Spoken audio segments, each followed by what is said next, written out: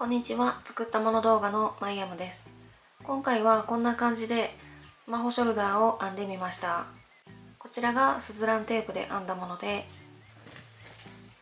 こちらがダイソーさんの平巻きテープを使ったものになります。スマホを入れてみるとこんな感じですね。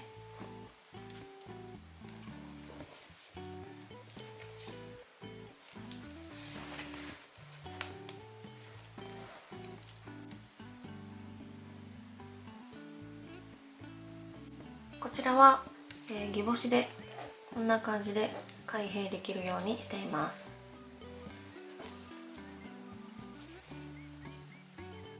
こちらの方はマグネットホックの開閉にしています。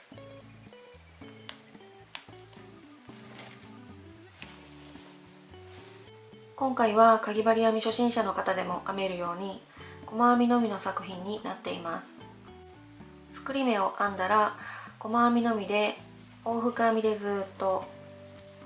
編んでいって、でこんな感じでこ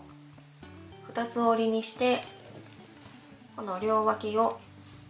縫い合わせる仕様にしています。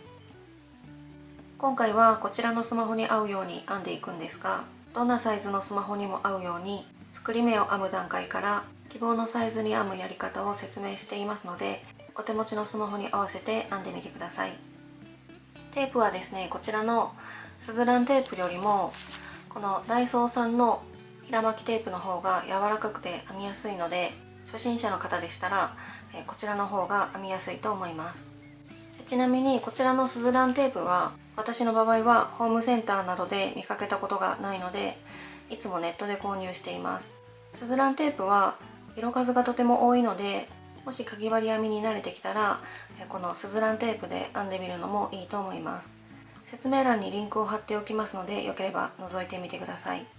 あと今回はこんな感じでチェーンを編み地に直接このように引っ掛けているんですが、このような D カンですね。D カンを編み地にこんな感じで縫い付けてもいいと思います。でこちらのチェーンは40センチのもので、こちらは120センチのものになります。でこのチェーンと先ほどの D カンと、あとこのマグネットホックとこちらのギボシですね、これらは全て同じショップで購入しました。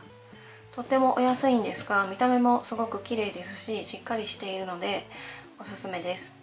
こちらのギボシに関してはちょっとサイズ感が小さくて結構こう抜けやすいかなと思ったので、これより 1mm 大きいもののリンクを説明欄に貼っておきますので、他のチェーンなども合わせて見てみてください。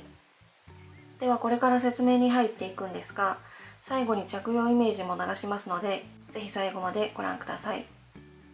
では編み方動画の方ではこちらのダイソーさんの平巻きテープを使って説明していきます。こちらは 200m と書いてあるんですが、2025年の5月現在は1個あたり 160m になっていると思います。なので編むサイズによって個数は変わってくると思うので、説明欄の今回の使用したグラム数を参考にして準備してみてください。材質がポリエチレンで、ここの幅が 4.5 センチと書いてあります。で今回はシルバーカラーを使います。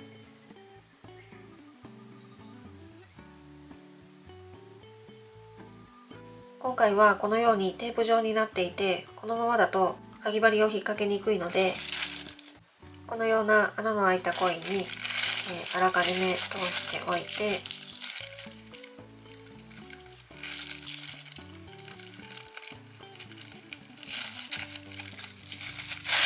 こんな感じで細くしておいてから編んでいきます。では7号のかぎ針を使って作り目を編んでいくんですが、作り目を編む際のポイントがいくつかあるので説明していきます。今回はこのぐらいのサイズ感で編んでいこうと思います。スマホの厚み分もあるので、だいたい左右で2センチずつ出した幅にするといいと思います。こちらのスマホで言うと、このスマホケースをはめた状態で横幅が8.5 センチになっています。なので先ほどの2センチずつを足したら 12.5 センチになります。なんですがポイントがもう一つあって、作り目を編んで1段目以降細編みのみでずっと編んでいくと、作り目の幅よりも少しだけ細くなるんですね。なので編みたい幅で作り目を編んだらもう1目分余分に編んでおくといいと思います。あともう一つですね、このように差し込み式のホックにする場合は、ちょうどこの真ん中の目と目の間にホックが来るようにしたいので、作り目を奇数にする必要があります。こちらで使っているギボシやこちらのセリアさんで購入した手でつけられるメタルホックですね。こういったものもこのように差し込み式になっているので、このようなものを使う場合は奇数にする必要がありますね。で逆にですね、このような縫い付け式のマグネットホックなどはこの穴に差し込む必要がないので偶数でも大丈夫です。では作り目を編んでいくんですが、本体が編み終わった後にですね、こんな感じで2つ折りにしてこの両端を縫っていくので、この縫い付ける分の糸端ですね、編み始め側と編み終わり側でそれぞれ縫い付ける分の糸端を残しておきます。残しておく糸の長さなんですが、スマホの上に使いたいホックを置いて、だいたいこのぐらいになるかなというのが分かったら、これの3倍ほどの長さの糸端を残します。こんな感じですね。そして3倍の糸を残した状態でここから作り目を編んでいきます。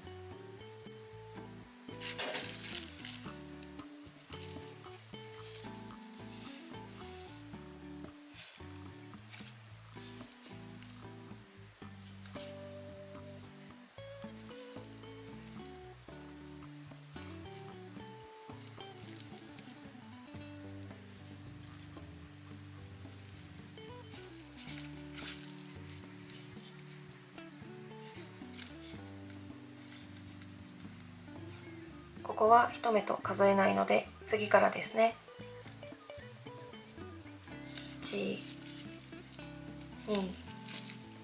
3というふうに数えながら先ほど決めた長さになるまで作り目を編んでいきます。こんな感じでちょうど 12.5 センチの長さになるまで編んできました。編み始めのここからここまでの長さですね。針にかかっている糸の分は数えないですね。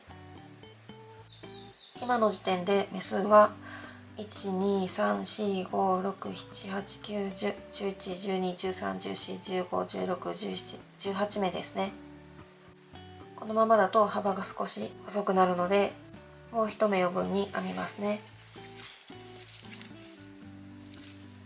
もう1目余分に編んで目数が19目になりました。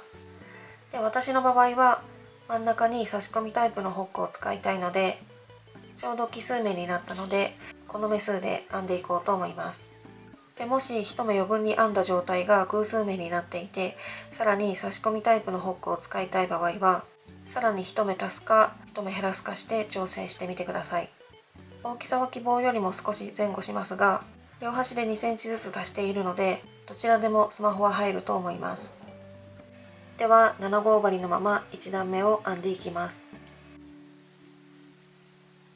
ではまず立ち上がりを1目編みます。糸をかけて立ち上がり1目、そしたら作り目の裏側を見て真ん中にボコボコと出ている裏山に針を入れて細編みを編んでいきます。で一番端の裏山は今編んだ立ち上がりの分の裏山になっていますので、ここの次ですね、端から2つ目の裏山に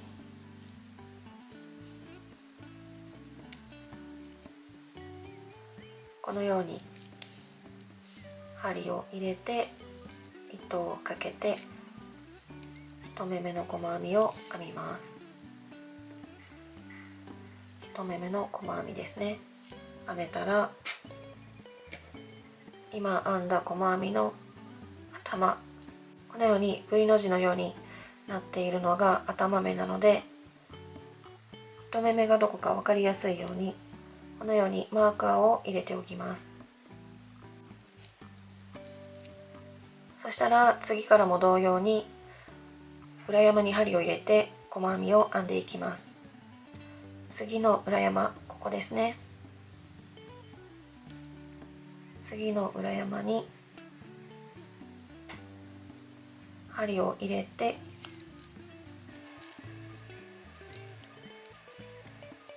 2目めの細編みを編みます。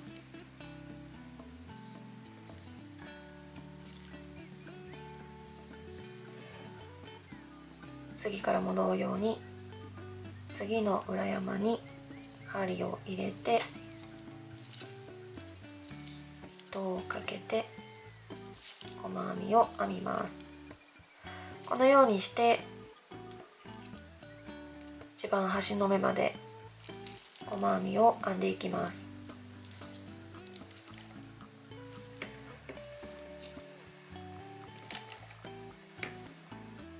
こんな感じで最後の方まで編んできました。最後の目はここですね。最後の目の裏山に針を入れて細編みを編んだら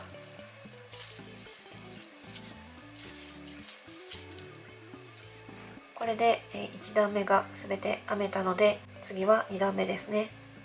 2段目以降も細編みのみで編んでいきます。まずこの状態で立ち上がりを1目編みます。糸をかけて立ち上がり1目、そしたら編み地をこのように向きを変えます。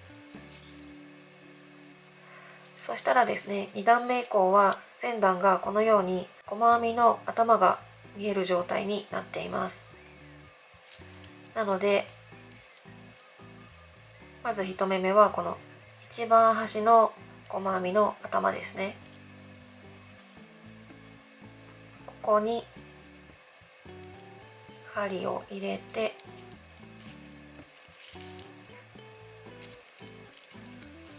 糸をかけて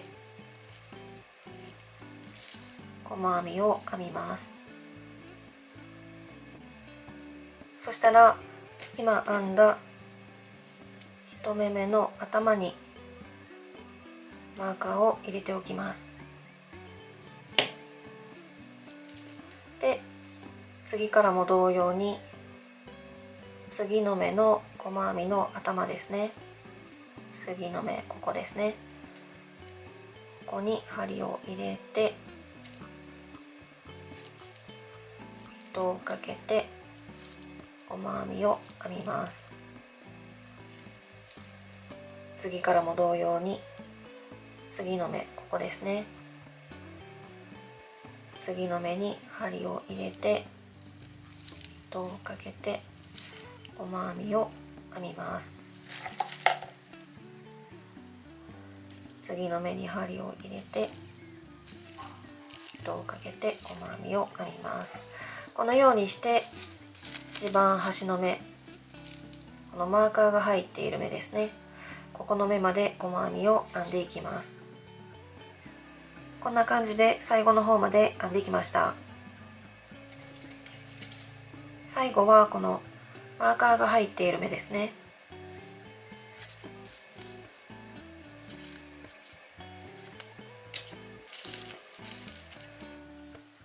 ここに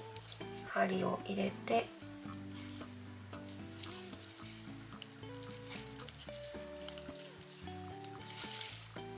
細編みを編んだら、これで2段目が全て編めたので、次は3段目ですね。では3段目以降も同じようにして編んでいきます。まずこの状態で立ち上がりを1目編みます。そしたら編み地をこのように向きを変えますね。そして3段目以降は前段がこのように2段目の時と同じようになっていますので、この一番端の目からですね、ここですね、一番端の目の頭に針を入れて、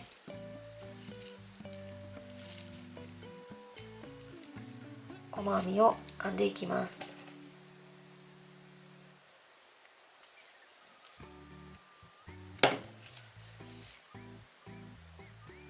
次の目に針を入れて細編み、次の目に針を入れて細編みという風に3段目以降は2段目と同じ編み方なので、このようにして自分の好みの高さになるまで編んでいきます。2つ折りにするので2つ折りにして好みの高さになるまで編んでいきますね。こんな感じで56段目まで編んできました。スマホを挟んでみると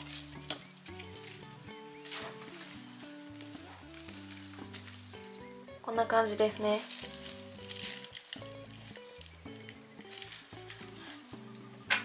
今回はこちらの縫い付けタイプのマグネットホックをつけようと思うので、内側のこの辺に縫い付けたとして、こんな感じでちょうどいいかなと思います。では編み始めと同様に縫い付ける分の長さを残してカットします。ここからここまでで、これの3倍ですね。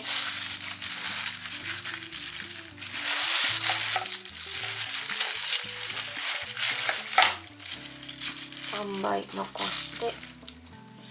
カットします。最後の段の、最後の目まで編んだら、糸端を一度輪の中にくぐらせて引き締めておきます。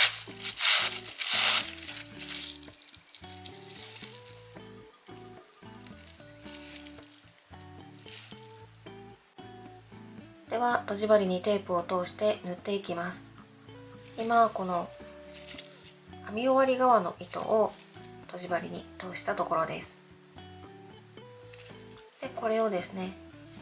このように2つ折りにしてこちら側から縫っていきます。編み終わり側の編み地が手前に来ている状態ですね。そしたらこのままですね、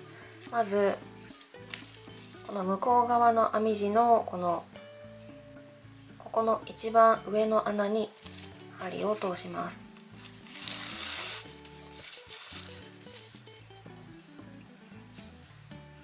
そしたらですね、この今通した方の編み地の今針を入れたのがここなので、その下の穴ですね、一つ下の穴に針を入れて、で次はですね、この手前の編み地の1つ目の穴、ここですね、こちら側の穴よりもちょっと大きいんですが、ここに針を入れて通します。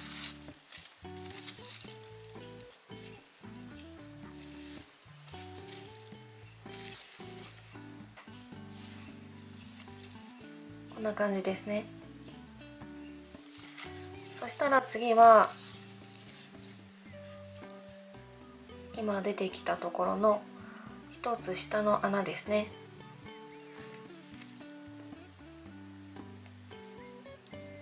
ここですね。ここに通して次は向こう側の編み地の一つ下の穴、ここですね。先ほど入れたのがここなので、その一つ下の穴、ここに針を入れます。でこのように通して、で次はまた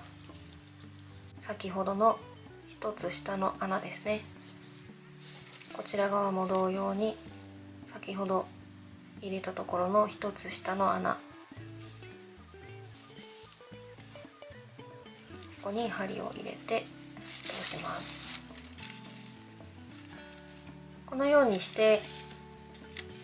一つ下の穴同士に針を入れて縫い付けていきます。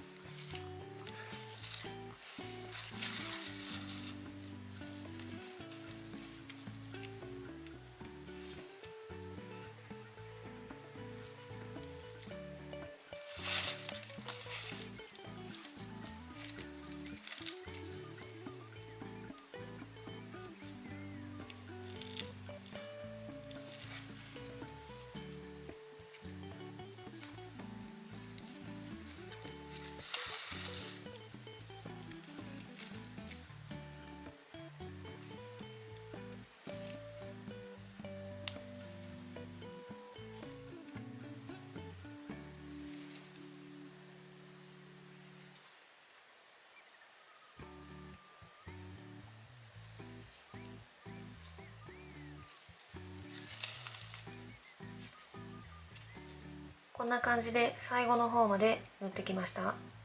最後はですね、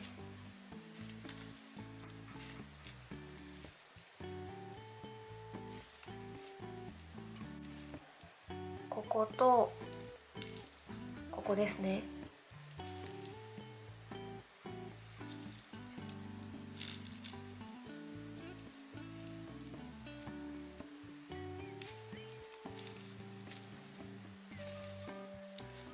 こんな感じで針を入れて最後の穴まで縫いますね。そしたら本当はですね、この中の方で糸始末をしたいんですが、今回はちょっと難しいのでこの表側で糸始末をしようと思います。で、ここまで縫ったままだとちょっと心配なので、今ここから入れてこっちに出てきたので、一回ですね、ちょっと目立たないように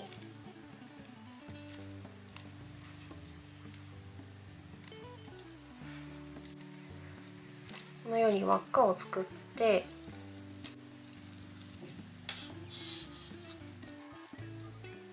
結び目のようにしておきます。で、ここはですね、どんなやり方でも目立たなかったらいいと思います。私の場合はこんな感じでくくっておいて、で、あとこの糸端がですね、見えないように糸始末をしていきます。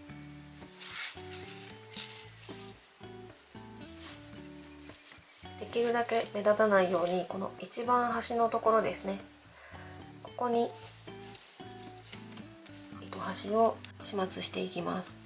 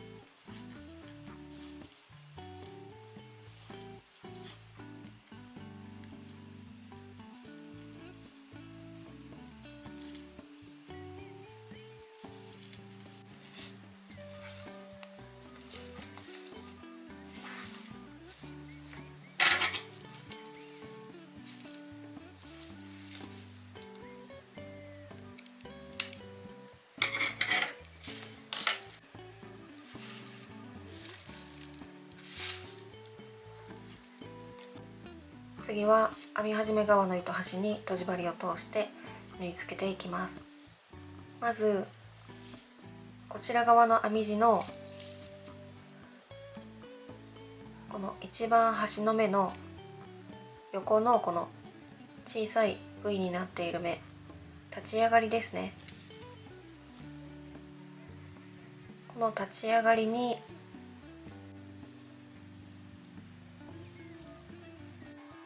このように針を通します。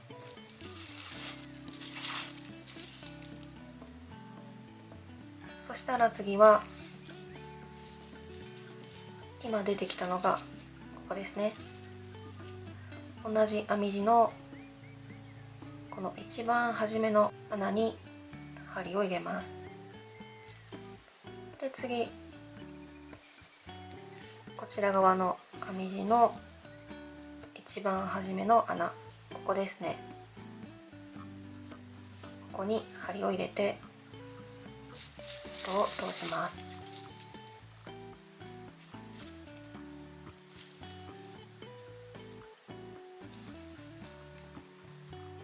そしたら次はこちら側の編み地の次の穴とこちら側の編み地の先ほどと同じ穴ですね。この一番初めの穴に針を通します。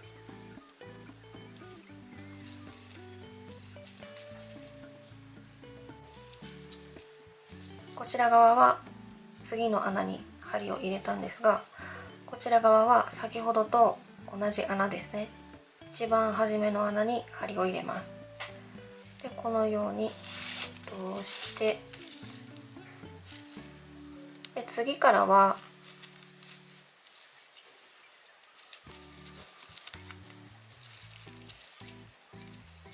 出てきたところの次の穴同士に針を入れて通していきます。次の穴とこちら側の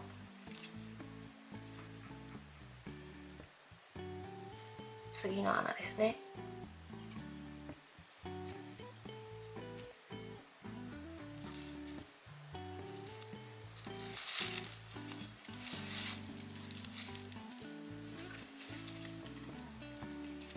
次からも同様に今出てきたところの次の穴と向こう側の編み地の次の穴、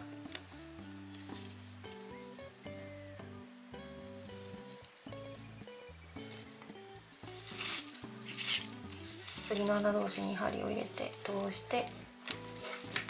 次からも同様に次の穴と次の穴ですね。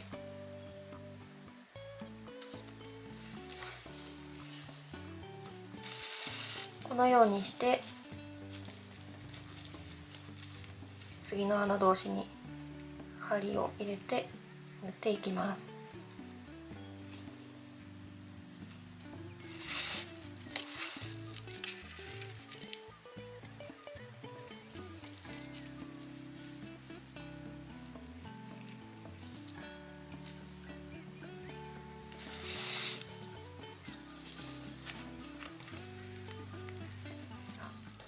こんな感じで最後の方まで縫ってきました。最後はこことここですね。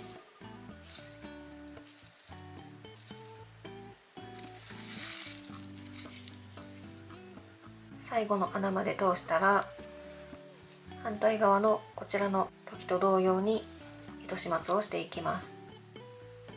次にホックをつけていくんですが、あらかじめですね、このようにちょうどこの真ん中の穴のところにマーカーで印をつけておきます。今回は19目なので、この一番端の穴から数えて10個目のところにこんな感じでマーカーを入れました。反対側も同様に入れておきますね。リボシの場合はこのネジになっている方を背面にしたい面のこの真ん中の穴に差し込んで、こちらを上からかぶせてネジで締めていきますね。このようなタイプのホックも同様に、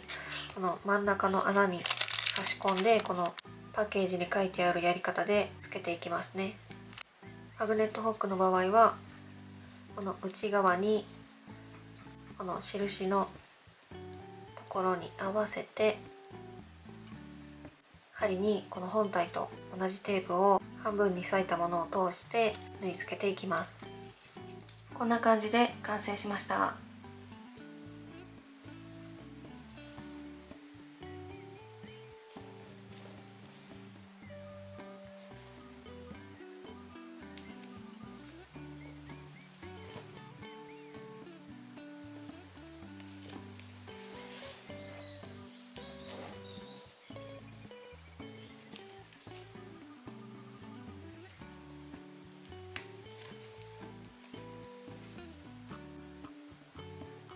結局幅はですね、希望通りの